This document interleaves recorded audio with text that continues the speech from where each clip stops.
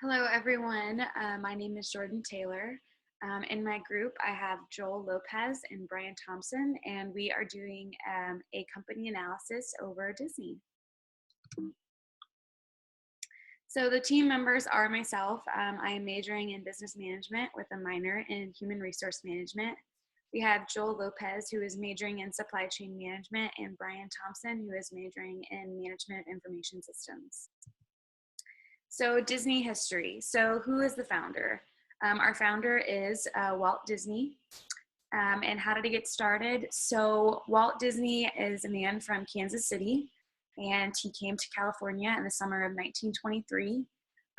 He didn't have much with him except for the hopes to fulfill dreams of his to become somebody that would be creative and innovative and enter a new market and bring something new to California. He only brought with him a kind of rough draft of Alice in Wonderland, and it wasn't very long until a broker actually picked him up, and they began finishing that and turned it into an actual animation series. He then joined his brother Roy, and they became the Disney Brothers Cartoon Studios. Shortly after that, I think a few years later, Roy left the company and it became just Walt Disney Studios, which is kind of what we know it as today. And from there, he created Goofy and the Mickey Mouse that we all know. His first movie was Snow White and the Seven Dwarfs. And in 1952, he announced that he was going to open up and create a theme park there in California.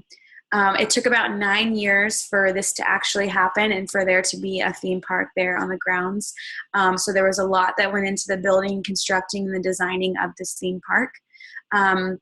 And for the international presence that you see on this slide, we're going to discuss that more later whenever I do the SWOT analysis, and you'll see just how amazing Walt has been able to turn this into an international corporation. It's pretty incredible. So Disney's vision and mission.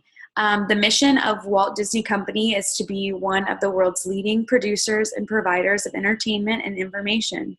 Using our portfolio of brands to differentiate our content, services, and consumer products, we seek to develop the most creative, innovative, and profitable entertainment experiences and related products in the world.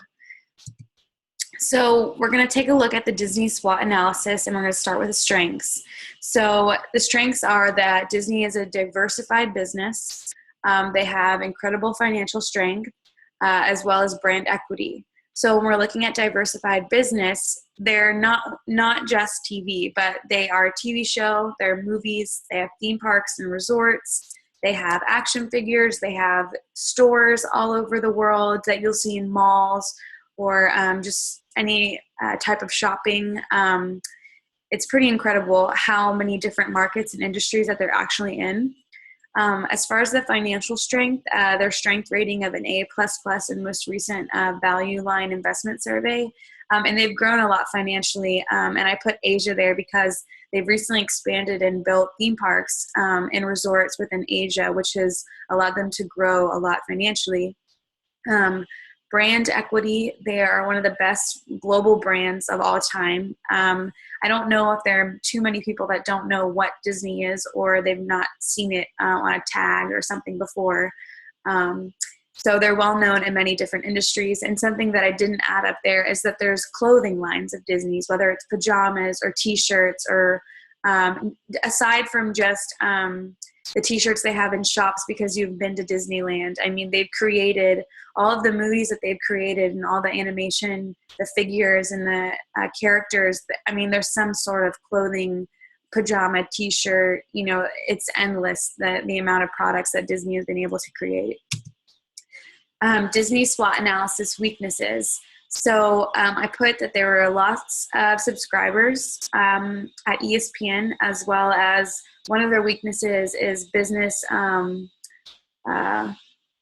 volatility. So lots of subscribers at ESPN. So lately, obviously, there have been a lot of people who like to watch Netflix or Hulu, or they have Sling TV or Roku.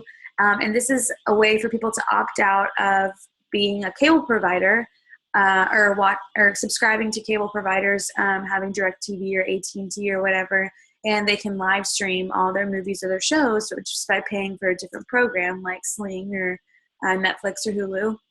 So there hasn't been a whole lot of people watching ESPN just through the regular cable. They'll stream it on their television, which is a loss of subscribers for ESPN because they opt for the cheap or the free live sports streaming. And so then we look at business volatility, and there's a prediction in customer tastes and preferences that they have to be aware of, which is really hard because you don't know what someone's taste or preference is going to be, what they think is going to be cool. So Disney always has to stay on top of what they think their customers are looking for and where they're going. Disney SWOT analysis opportunities. So we're looking at international expansion, investments in new media partnership. So international expansion, we were talking about that earlier, wanting to know the international presence. And there are international theme parks and resorts in various locations. They're looking at doing a China expansion as well as other regions in Asia. So there's been an incredible amount of opportunity for them to do that, which has allowed them an incredible financial strength, which is what we talked about earlier. Being able to create these theme parks and resorts in the other region has been huge for Disney.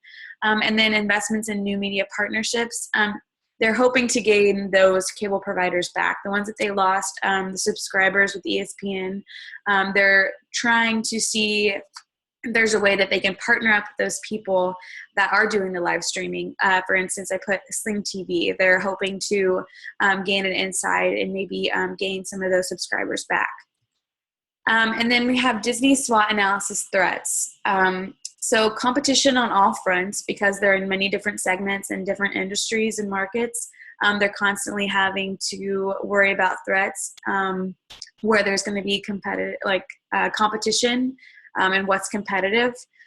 There are various different other entertainment, lodging, and tourism and recreational activities aside from just Disney.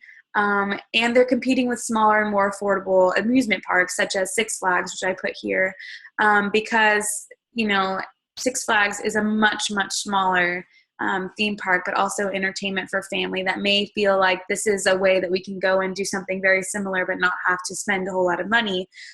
And then some of the threats, again, we were discussing that they're affected by streaming companies like Netflix or Amazon Prime, where you can just download or stream the Disney movies or any of the television shows, and you not have to actually be associated with a provider or have Disney Channel.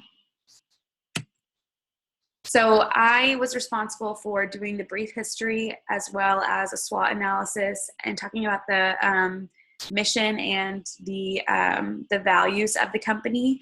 And so Joel and Brian are going to finish off and share with you the rest of it. So thank you very much.